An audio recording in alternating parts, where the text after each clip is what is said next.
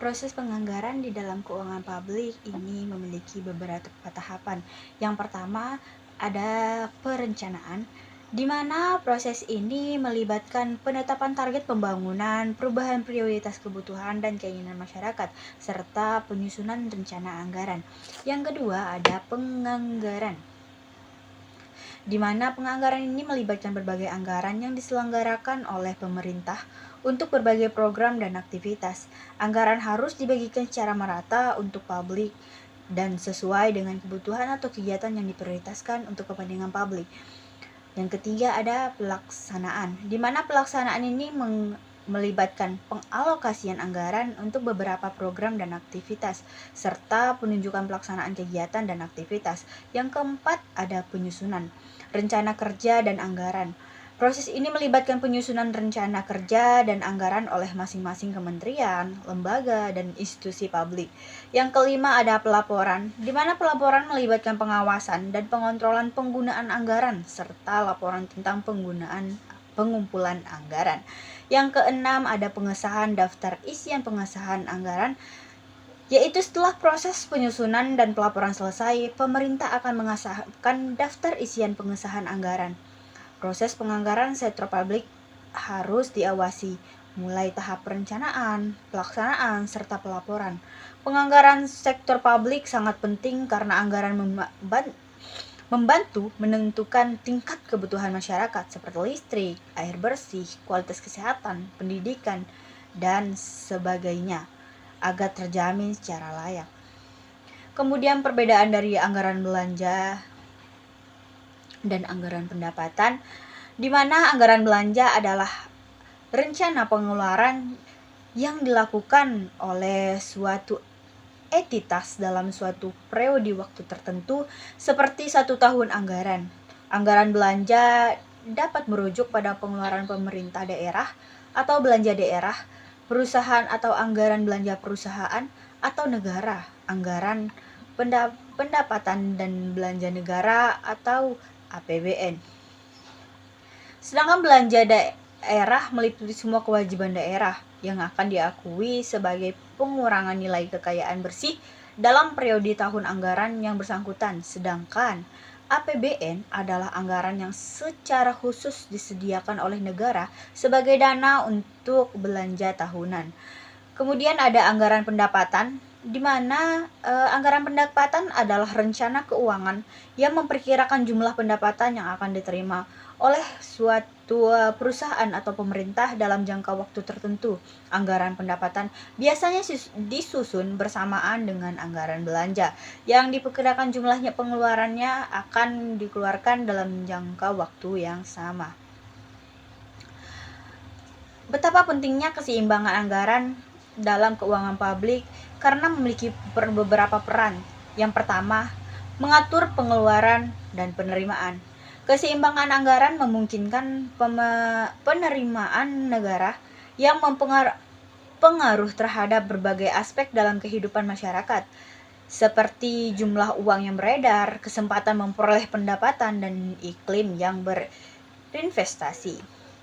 Yang kedua, memperoleh keputusan pengeluaran, penerimaan, dan pengawasan. Anggaran yang dirumuskan menjadi dasar untuk mengambil keputusan pengeluaran, penerimaan, dan pengawasan selanjutnya atas pelaksanaan anggaran tersebut. Yang ketiga ada mengurangi risiko kerugian, di mana pelaksanaan anggaran berimbang dapat membantu perusahaan mengurangi risiko kerugian dalam periode tertentu. Yang keempat, meningkatkan transparansi keseimbangan anggaran yang transparan dan akuntabel dalam membantu mengatasi ketidakpastian dan memastikan penggunaan pendapatan dan belanja dengan efisien dan sesuai dengan kebutuhan. Kemudian kelima, meningkatkan investasi. Keseimbangan anggaran yang baik dapat meningkatkan investasi publik yang pada gilirannya dapat mempengaruhi pertumbuhan ekonomi dan perkembangan negara. Yang keenam, mengukur pengeluaran dan penerimaan, di mana keseimbangan anggaran ini memungkinkan pemerintah untuk mengukur pengeluaran dan penerimaan negara yang membantu mengidentifikasi area yang memerlukan perhatian dan dampak kebijakan fiskal. Secara keseluruhan, keseimbangan anggaran penting dalam keuangan publik karena memungkinkan pemerintah untuk mengelola pengeluaran dan penerimaan negara dengan efisien, meningkatkan transparansi, meningkatkan investasi, dan mengukur pengeluaran dan penerimaan negara. Dan kemudian selanjutnya, dampak defisit anggaran atau surplus anggaran. Ini meliputi beberapa hal yang negatif bagi pemerintah, bisnis, dan masyarakat. Berikut adalah beberapa dampak negatif dari surplus anggaran. Yang pertama, penurunan utang pemerintah.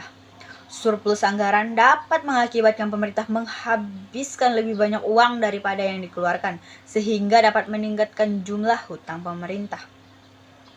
Yang kedua, deflasi. Surplus anggaran dapat mengakibatkan pemerintah menurunkan inflasi yang pada gilirannya dapat mengurangi pendapatan real masyarakat. Yang ketiga, penurunan suku bunga. Surplus anggaran dapat mengakibatkan penurunan suku bunga yang dapat meningkatkan biaya pengembalian bagi bisnis dan pemerintah. Yang keempat, ada kualitas layanan publik yang lebih rendah.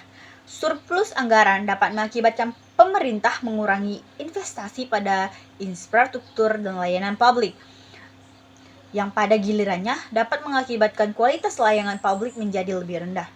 Yang kelima, ada peningkatan jumlah pengangguran. Surplus anggaran dapat mengakibatkan peningkatan jumlah pengangguran yang dapat menyebabkan inflasi dan penurunan daya beli masyarakat. Untuk mengatasi dampak negatif dari surplus anggaran, pemerintah dapat melakukan beberapa langkah seperti menyesuaikan pengeluaran dengan pendapatan, meningkatkan pendapatan daerah. Utang publik adalah kewajiban utang yang dimiliki oleh pemerintah suatu negara baik dalam bentuk utang dalam negeri maupun luar negeri. Utang publik dikeluarkan atau dijamin oleh pihak pemerintah pada suatu negara dan digunakan untuk membiayai pembangunan nasional atau kegiatan lainnya yang dianggap penting untuk kesejahteraan masyarakat. Utang publik dapat dikeluarkan dalam bentuk penerbitan surat utang negara atau obligasi. Pemerintah mengolah dan membayar utangnya melalui berbagai strategi. Yang pertama, menertibkan surat utang, baik dalam bentuk rupiah maupun dalam bentuk mata uang asing seperti dolar Amerika Serikat. Yang kedua, mengolah utang dalam memperhatikan rasio utang terhadap produk domestik bruto yang saat ini masih relatif rendah, sekitar 30%. Yang ketiga, pemerintah juga mengambil kebijakan untuk mengendalikan rasio utang terhadap PDB pada level yang aman dengan mempertimbangkan kemampuan membayar kembali. Yang keempat, pemerintah juga melakukan pengalokasian anggaran untuk pembayaran bunga dan pokok utang dalam anggaran pendapatan dan belanja negara (APBN) serta menjaga kredibilitasnya dalam pengolahan utang. Yang kelima, strategi lain yang diterapkan dalam diversifikasi portofolio utang dan mempertimbangkan risiko bunga. Semua langkah ini diambil sebagai upaya untuk mengolah utang secara hati-hati, akuntabel, dan transparan. Sekian pemaparan materi dari kelompok kami. Saya ucapkan terima kasih. Billahi taufik walhidayah. Wassalamualaikum warahmatullahi wabarakatuh.